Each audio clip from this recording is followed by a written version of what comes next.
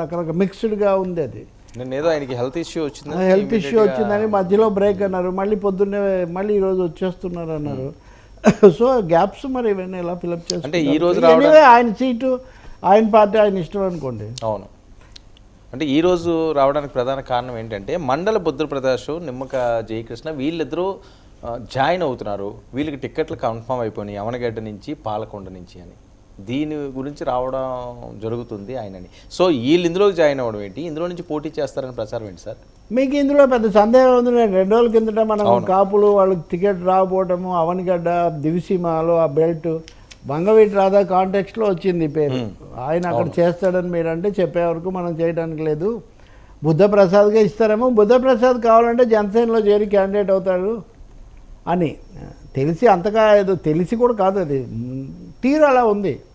ఓ చిన్న పార్టీ మొదటి రోజు ఏమన్నారండి పిఠాపురం సభలో, నన్ను చూసి ఎందుకు భయపడుతున్నారు, నాది చిన్న పార్టీ, మేము 20 సీట్లకు మించి పోటీ చేయట్లేదు, 2 పార్లమెంట్ సీట్లకు చేస్తున్నాము, అలాంటి మా మీద ఎందుకు ఫోకస్ పెడుతున్నారంటే మేమే భవిష్యత్తులో ప్రధాన ప్రత్యర్థులుగా ఉంటామని అన్నారు కదా.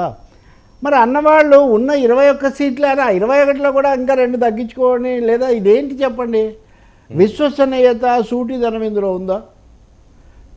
ఇప్పుడు కాంగ్రెస్లో బీఆర్ఎస్ వాళ్ళు చేరారు అంటే ఒక అర్థం ఉంది, బీజేపీలో చేరారంటే ఒక అర్థం ఉంది, లేదు బీజేపీ వాళ్ళు కానీ బీజేపీ టీడీపీ జనసేన ఒకటే అనుకున్న తర్వాత అవును ఇప్పటికి ఆల్రెడీ భీమవరంలో తెలుగుదేశానికి ఇస్త్రీ, అక్కడ కొనతాల రామకృష్ణన్ కూడా దాదాపు ఆయనకు ఇస్త్రీ, ఇక్కడ ఇది ఏమిది అంటే ఏ విమర్శలు అయితే పవన్ కళ్యాణ్ మీద వస్తున్నాయో, ఈయన చంద్రబాబు ఇది తెలుగుదేశాన్ని దాదాపుగా చోటు కల్పిస్తున్నాడు అన్న దానికి ఇది పూర్తిగా మద్దతుగా లేదా?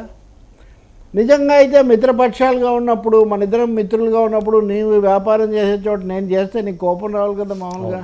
మరి ఇక్కడ చాలా ఏమీ లేదంటే ఇదంతా లోపాయకారిగా నడుస్తుంది. పైకి జనసేన పవన్ కళ్యాణ్ అంటున్నప్పటికీ ఇక్కడ చంద్రబాబు మనుషులే, బీజేపీలోనేమో దీని మీద దుమారం రేగుతోంది. అవును, తెలుగుదేశానికి ఇస్తే కూడా వాళ్ళేమో మన సీట్లని వాళ్ళకి ఇస్తున్నారు, వాళ్ళే మారుపేరుతో వస్తున్నారని బీజేపీ వాళ్ళేమో దుమారం లేవనెత్తుతుంటే, బీజేపీలో ఏ విషయం అయితే అలజడికి కారణమవుతుందో అది జనసేనలో అధికారికంగా అధ్యక్షుడి సమక్షంలో జరుగుతుంది.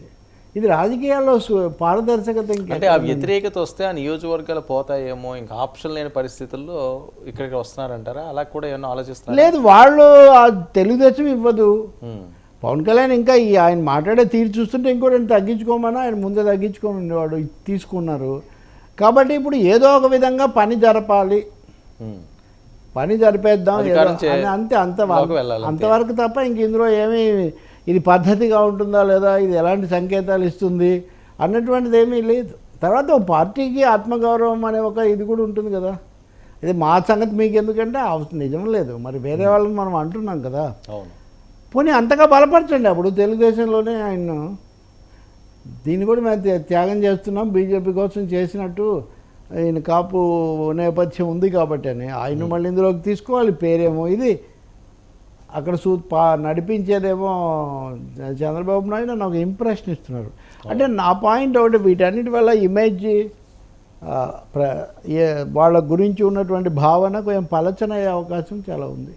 అలాగే ఇదేదో చెప్పినట్టు చేస్తున్నారు, ఎవరినంటే వాళ్ళని తీసుకుంటున్నారు, ఇచ్చినవి వెనక్కు తీసుకుంటే కూడా ఏం అనడం లేదు.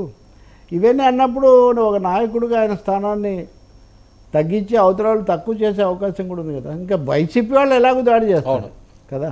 కాబట్టి ఇక మీదటన్నా జాగ్రత్త తీసుకోవాలి ఇలాంటి విషయాల్లో. కొన్ని విషయాల్లో రాజీ ఉండకూడదండి.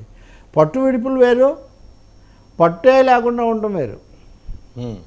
అంటే నిన్న పవన్ కళ్యాణ్ గారు ప్రస్తావించిన అంశాలు ఏవైతే వాళ్ళు ఆత్మీయ సమావేశం తెలుగుదేశం పార్టీ శ్రేణులతోటి జనసేన వాళ్ళతోటి, అందులో పవన్ కళ్యాణ్ గారు తగ్గి మాట్లాడుతున్నాడు, ఆవేశపూరితంగా లేదు, వ్యూహం మార్చుకున్నాడు. ఆయన ఎక్కడ తగ్గాలా కదా, ఆయన డైలాగ్ ఉంటుంది కదా,